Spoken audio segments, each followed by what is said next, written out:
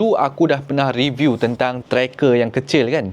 Tapi korang tak boleh simpan dalam korang punya card holder. Yang ini pula, yang lain sikit. Dia jenama Ugreen juga. Tetapi tracker sekarang ni dia ada banyak jenis. Untuk sesiapa yang nak track girlfriend korang hilang, ataupun boyfriend korang hilang, ni dia macam NFC card sahaja.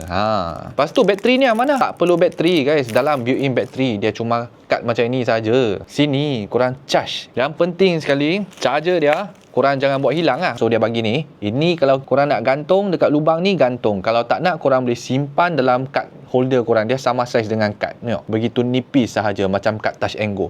So charging ni dia macam ini saja. Macam ni charging. Okay, charging dia macam ni, magnet. So masa dia tak ada bateri, korang cuma charge. Dia ada jual 4 sekali. 4 sekali. Okay, 4 sekali.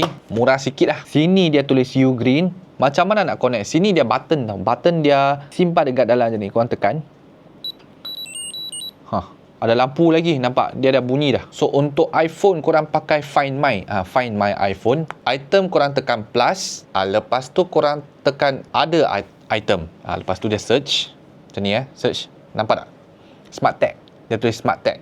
Confirm, enter name. Tulis Ugreen, Ugreen card number 1.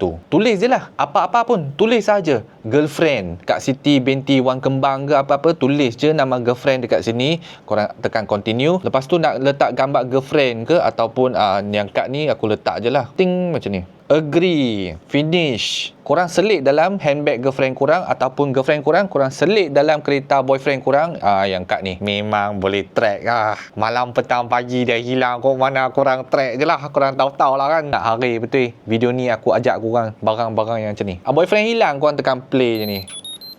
Ni bunyi ni, ting toteten toteten totet. Satu barang yang bagus, barang aku tiap-tiap kali hilang. Macam kunci kita ambil yang 4 segi kecil tu, tak apa. Setengah barang dia tak boleh selit. Korang hilang mana korang tak tahu. Ni korang selit dekat korang punya credit card ke, tengah pump petrol orang curi handbag korang ke. Ni dia boleh track. Okey, dia pandai-pandai. Korang nak selit macam mana, ikut suka hati korang lah. Selit dekat motor, tampal dekat kamera korang, tampal dekat DSLR korang. Macam takut gitar hilang kan, korang tampal je. Double side tape, tampal je. So aku letakkan beg kuning bagi korang. Kalau boleh, beli 4 set terus. Check out 4 set terus. Aku rasanya lagi murah. Tak mahal. Barang ni tak mahal.